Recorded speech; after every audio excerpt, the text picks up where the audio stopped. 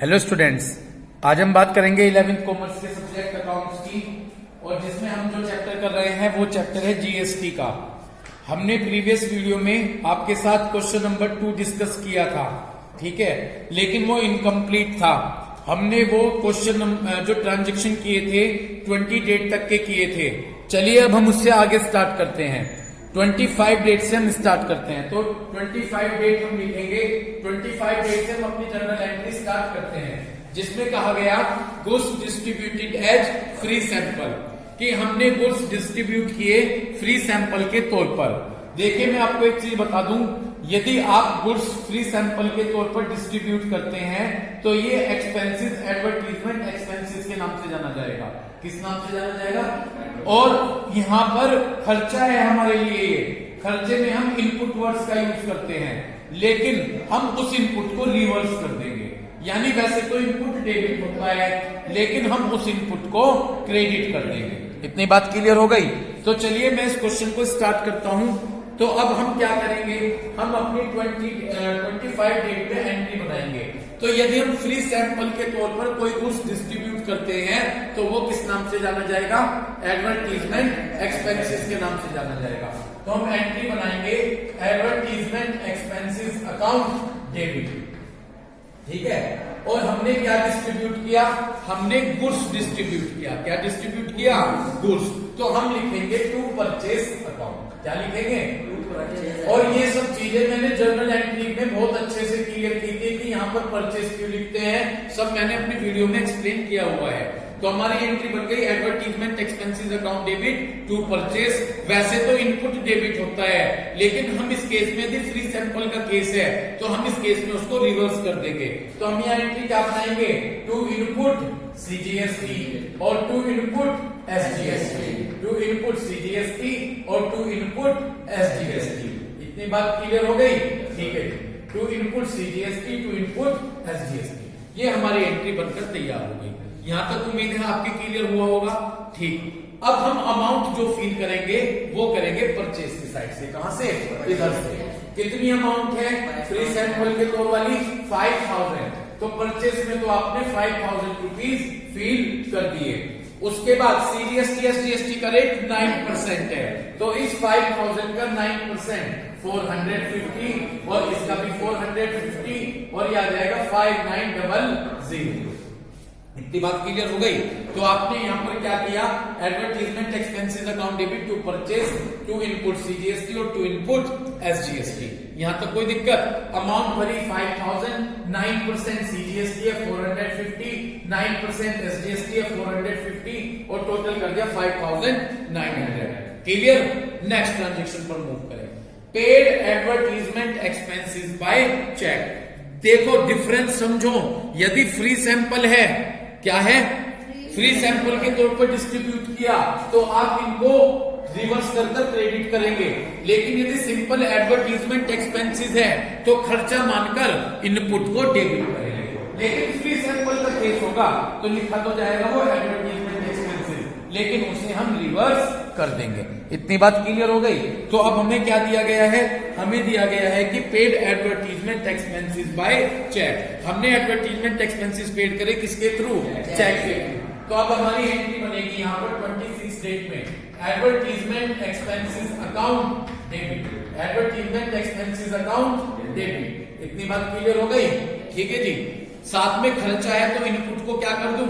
Debit. तो input CGST account debit, input CGST account debit, input SGST account debit, input SGST account debit. इतनी बात clear हो गई? ठीक जी। इनपुट एसजीएसटी अकाउंट डेबिट और टू एडवर्टीजमेंट एक्सपेंसेस के पैसे किसके थ्रू पेमेंट किए? चेक। तो टू बैंक अकाउंट। क्या लिख दिया आपने? To bank account. इतनी बात आपकी क्लियर हो गई? ठीक, यहां तक कोई दिक्कत? बस अब आपने क्या करना है, सुनिएगा ध्यान से। अमाउंट किधर से बढ़नी शुरू करूं? डेबिट से। कितना एडवर्टीजमेंट एक्सपेंसेस? 20000। इसका 9% 1800, फिर इसका 9% 1800 और यहाँ पर जोड़कर लिख दिया 23,600 रुपीज। इतनी बात आपके क्लियर हो गई क्या?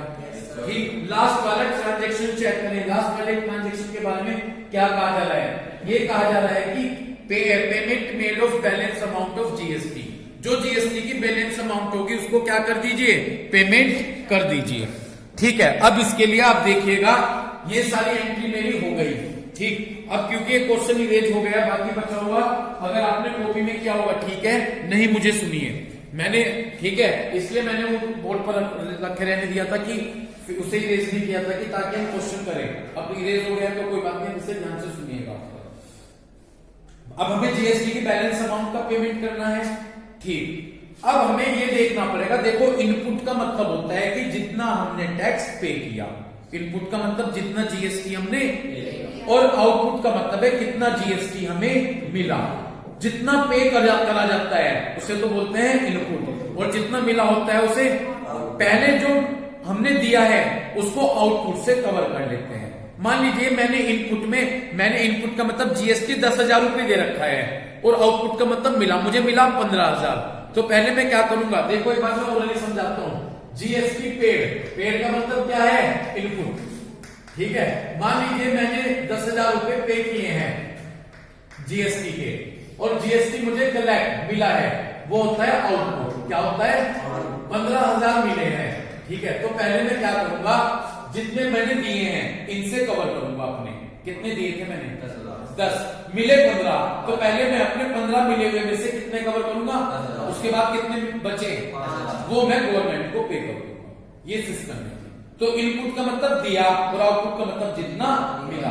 पहले जितना दिया उसे मिलने से कवर करूंगा, और जो बाकी बचेगा वो गवर्नमेंट। एक एक स्टेप लेकर चलेंगे, और मैं आपको तो कहता हूं जब तक ये चैप्टर नहीं खत्म होगा आप छुट्टी मत कीजिए, उससे आपका रेगुलर मेंटेन रहेगा। ठीक, स्टार्ट करूं? ठीक, तो सबसे पहले अब मैं बात करूंगा, ध्यान से सुनिएगा। यहां पर इनपुट दो हैं, एक तो सीजीएसटी और एक एसजीएसटी। मैं दोनों की अमाउंट कैलकुलेट करूंगा। ठीक है, अब मुझे पहले आप बहुत ध्यान से सुनते रहिएगा मैं क्या बोल रहा हूं। इनपुट सीजीएसटी, ठीक है भाई, देखो इनपुट सीजीएसटी हमेशा डेबिट होता है। क्या होता है? इनपुट सीजीएसटी का बैलेंस हमेशा डेबिट होगा। तो जितने एंट्री में डेबिट हो उन्हें तो प्लस कर देंगे, और अगर कहीं इनपुट सीजीएसटी क्रेडिट होगा तो उसे मैं माइनस कर दूंगा। ठीक है, अगर क्वेश्चन होता तो बहुत बढ़िया क्लियर होता। ठीक है, जितने इनपुट होंगे, जितने इनपुट सीजीएसटी कैसे होते हैं, जितने डेबिट होंगे सारे प्लस कर दूंगा, और जितने क्रेडिट होंगे माइनस कर दूंगा। जो बच्चे वीडियो देख रहे हैं आप इसकी फर्स्ट वीडियो का जो सॉल्यूशन है वो अपने सामने रखिएगा, उससे आपको क्लियर होगा। फर्स्ट एंट्री, यदि आप फर्स्ट एंट्री पर फोकस करें तो फर्स्ट एंट्री में जाकर इनपुट सीजीएसटी डेबिट है 45,000 रुपीज से। मैं पहली एंट्री से लेकर चल रहा हूं। पहली एंट्री में इनपुट सीजीएसटी कितना डेबिट है? 45। तो हर्षित डेबिट है तो प्लस करूं माइनस? माइनस। अच्छा ठीक है, इनपुट सीजीएसटी डेबिट है तो आप क्या करेंगे? प्लस करेंगे 45,000 रुपीज। ओके, दूसरी एंट्री पर फोकस कीजिए। दूसरी एंट्री में इनपुट सीजीएसटी क्रेडिट किया है, होना तो था डेबिट और आपने क्या किया है? क्रेडिट, तो माइनस कर दीजिए। तो माइनस कर देंगे 1800 रुपीज। इतनी बात क्लियर हो गई? माइनस कर दीजिएगा कितना? 1800 रुपीज। कोई दिक्कत? तीसरी एंट्री पर जाइए। तीसरी एंट्री में इनपुट नहीं है। चौथी एंट्री में जाइए। चौथी एंट्री में इनपुट नहीं है। पांचवी एंट्री में जाइए। पांचवी एंट्री ये रही। पांचवी एंट्री ये रही, बोर्ड पर की हुई है। इनपुट डेबिट है क्रेडिट है? तो क्रेडिट है, होना चाहिए था डेबिट। क्रेडिट है तो क्या कर दूं? माइनस। माइनस 400। क्या कह रहे हो? अच्छा ड्रॉइंग की है, ठीक है भाई। बीच में ये क्वेश्चन ना होने की वजह से, ठीक, बीच में ड्रॉइंग्स भी है 20 में। 20 में ड्रॉइंग्स है, उसमें भी इनपुट सीजीएसटी क्या किया गया है? क्रेडिट किया गया है। इससे पहले भी है, इससे पहले जो एंट्री है उसमें भी क्रेडिट किया गया है, तो उसे क्या कर दीजिए? माइनस। ओके, इतनी बात क्लियर हो गई? अभी आ गई एंट्री नेक्स्ट। इसमें क्या किया गया है? वो डेबिट होता तो प्लस, क्रेडिट है तो माइनस। माइनस कितना? 450। इतनी बात आपकी क्लियर हो गई? और अगली में क्या है? Input CGST debit. तो डेबिट है तो क्या कर दो? प्लस कर दो। ठीक है जी, कितने प्लस होंगे? 1800। ठीक है, तो इस तरह से ही आ जाएगा 43,650। यहां तक क्लियर हो गया? तो अब आप क्या समझे, जब मैं इनपुट सीजीएसटी की कैलकुलेशन करूंगा पहली एंट्री से शुरू हो जाए, जहां पर इनपुट सीजीएसटी डेबिट हो तो उसे क्या कर दें प्लस, और जहां पर भी क्रेडिट हो माइनस कर दें। ओके, सेम इसी वे में इनपुट सीजीएसटी कैलकुलेट कर लीजिए। क्या कैलकुलेट कर लीजिए? Input SGST, input SGST calculate कर लीजिए। बिल्कुल सेम यही आ जाएगा, ठीक है, बिल्कुल सेम यही प्रोसीजर होगा, बिल्कुल सेम, क्योंकि सीजीएसटी और एसजीएसटी एक साथ यूज हुए हैं, ठीक है, बिल्कुल यही आ जाएगा 43,650। कोई दिक्कत? ये तो हमने पे किए हैं, ये तो हमने क्या किए हैं? पेड किए हैं।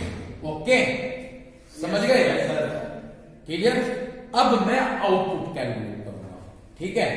आउटपुट भी दो तरीके का होगा, सीजीएसटी और जो आउटपुट सीजीएसटी आएगा वो ही सेम आउटपुट एसजीएसटी आएगा।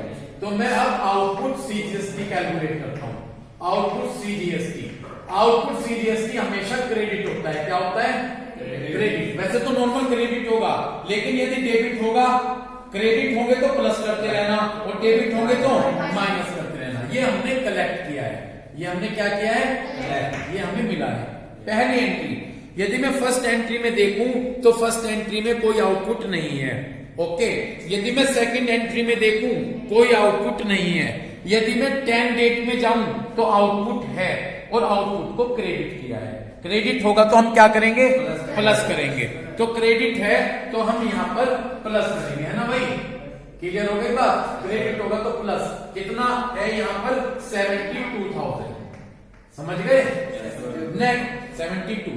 नेक्स्ट एंट्री में जाकर देखूं, नेक्स्ट एंट्री में आउटपुट डेबिट किया गया है। क्या किया गया है? तो डेबिट को क्या कर दूं? Minus, minus 2,700। कोई दिक्कत? उससे अगली एंट्री में नहीं है, अब कहीं पर नहीं है, बस ये ही था। तो इस तरह से ये करके बचेगा 69,300। कितना बचेगा? 69,300। समझ गए? जो सेम आउटपुट सीजीएसटी आया वही क्या होगा? एसजीएसटी। वही सेम क्या होगा? एसजीएसटी। तो यदि मैं बात करूं आउटपुट एसजीएसटी की, वो बिल्कुल सेम यही होगा, आउटपुट एसजीएसटी 69,300 रुपीज। कोई दिक्कत? समझ गए? अच्छा, एक बात बताओ, इतना तो पहले मैं एक एक की बात करता हूं। पहले मैं सीजीएसटी की बात करता हूं। ओके, यहां भी सीजीएसटी है और यहां भी सीजीएसटी। इतना तो हमने पे किया और इतना हमें मिला। पे ज्यादा किया है, मिला ज्यादा है? आपने तो उसके बोल दिया कलेक्ट ज्यादा हुआ है, ठीक है। तो पे तो कितना किया हुआ है? कोई और नहीं बोलेगा। 43,000 और कलेक्ट कितना किया? ज्यादा है ना? तो पहले तो जो हमने पे किया है, कितना पे किया है, ये यहां से कवर करेंगे और उसके बाद जो बचेगा वो हम गवर्नमेंट के पास जमा बैठो। ऐसे सेम इसके केस में हो जाएगा, इतना पे किया है, इतना मिला है। दोनों केस में पे कम किया है, मिला ज्यादा है, तो जो बचेगा वो हम किसके पास जमा कर देंगे? गवर्नमेंट के पास। ठीक है, एंट्री बना दो अब इसकी पेमेंट करने की। जब आप इसको एडजस्ट करने की एंट्री करेंगे तो जो आउटपुट होते हैं ना उनको डेबिट कर देंगे। उस समय क्या कर देंगे? Output debit. दो है आउटपुट, सीजीएसटी और एसजीएसटी। तो देखिएगा मैंने यहाँ पर डेट कौन सी आखिरी वाली जर्नल एंट्री की? 31। तो देखो एंट्री बनेगी output CGST account debit. Okay, output CGST account debit. Clear हो गई बात? उसके बाद आउटपुट एसजीएसटी अकाउंट डेबिट। कितनी बात क्लियर हो गई? Output SGST account debit. इन्हें तो डेबिट कर देंगे, क्रेडिट कर देंगे इनपुट को। किसको करेंगे? इनपुट। तो to input CGST, to input CGST, to input SGST, और जो बचेगा उसे हम गवर्नमेंट के पास जमा करेंगे चेक के थ्रू, यानी बैंक के थ्रू जमा करेंगे। तो ये एंट्री हमारी पास होगी जीएसटी पेमेंट करने की। किसके पास? गवर्नमेंट के पास। तो आउटपुट को तो क्या कर दे? डेबिट और इनपुट को क्रेडिट। आउटपुट कितना है सीजीएसटी? 69,300। एसजीएसटी कितना है? 69,300। ओके, कितना इनपुट है? 43,650, 43,000, ये भी 43,650। इन दोनों को ऐड करके ये माइनस कर दीजिएगा, ठीक है ना जी, क्लियर है। इन दोनों को प्लस करके ये माइनस कर दीजिएगा, तो बैंक में आ जाएंगे, जो हम गवर्नमेंट के पास जमा करेंगे वो आ जाएंगे जी 51,300 रुपीज। ये हम किसके पास जमा कर देंगे? गवर्नमेंट के पास बैंक में जमा कर देंगे। समझ गए भाई? उम्मीद करता हूँ ट्रांजेक्शन बढ़िया से क्लियर हो गया होगा आपके। ये है, अगर पूरा क्वेश्चन होता फिर तो बड़ा अच्छा लगता, ठीक है। फिर भी उम्मीद है आपके क्लियर हुआ होगा। जो वीडियो देख रहे हैं उनके लिए क्वेश्चन अच्छे से क्लियर होना चाहिए अगर वीडियो चेक करेंगे। तो ये एंट्री हो गई एडजस्ट करने की। किसको डेबिट कर देंगे? आउटपुट को। और किसको क्रेडिट कर दिया? इनपुट को। और जो इसके बाद गैप बचा वो हमने कहां पर किस जमा कर दिया? वो गवर्नमेंट के पास टैक्स जमा कर देंगे। इतनी बात क्लियर हो गई जी। इसके बाद क्वेश्चन नंबर 3 में नेक्स्ट क्लास में पढ़ाऊंगा। 4th देख लीजिए। 4th में 2 ट्रांजेक्शन है, ठीक है। एक ट्रांजेक्शन मैं करा देता हूं, एक ट्रांजेक्शन आप खुद कीजिएगा, पढ़िएगा। ये सिंपल जर्नल एंट्री की तरह है। क्वेश्चन नंबर 4 आपको एंट्री बनानी है, ये ट्रांजेक्शंस दिए गए हैं, ठीक है। क्लियर हो गई बात? Yes sir. ये केवल जर्नल एंट्री की तरह है, बस जीएसटी ऐड हो जाएगा इसमें, ठीक। पढ़िएगा पहला ट्रांजेक्शन। ये क्वेश्चन नंबर कौन सा है जी आपका? 4। Question number 4। एक जर्नल एंट्री मैं बनाऊंगा, एक जर्नल एंट्री टाइम के हिसाब से देखेंगे। पढ़िए। गुड्स परचेज किया है रविचंद्रन ऑफ मदुरई, है ना। रविचंद्रन के से आपने गुड्स परचेज किया है, list price of 2 lakh rupees. कितना प्राइस है गुड्स का? 2 लाख, ठीक। At 25% trade discount. कितनी परसेंट ट्रेड डिस्काउंट है भाई? पहले भी आपको याद होगा जर्नल एंट्री में ट्रेड डिस्काउंट की कोई जर्नल एंट्री नहीं होती। प्राइस पे से परसेंटेज निकालकर माइनस कर देते हैं, बस ये होता है, उसकी कोई जर्नल एंट्री नहीं बनेगी। 4% की कैश डिस्काउंट है। कितनी परसेंट कैश डिस्काउंट है? On purchase price of goods, जितने में आपने गुड्स खरीदा। सीजीएसटी और एसजीएसटी आपको 9% पे करनी है। पेड द एंटायर अमाउंट, जितनी सारी अमाउंट थी सामान खरीदने की वो आपने चेक के थ्रू पे कर दी। सारा पैसा किसके थ्रू पे कर दिया? चेक के थ्रू पे कर दिया, ठीक है जी। सबसे पहले अब आप एक काम कीजिए, मैं यहाँ पर स्पेस बना देता हूँ, थोड़ी कैलकुलेशन यहाँ पर करूंगा इस क्वेश्चन की, ठीक है। और वहां पर मैं उसकी जर्नल एंट्री पास करूंगा, ठीक। ये हमारा यहाँ तक क्लोज हो गया था क्वेश्चन, ठीक।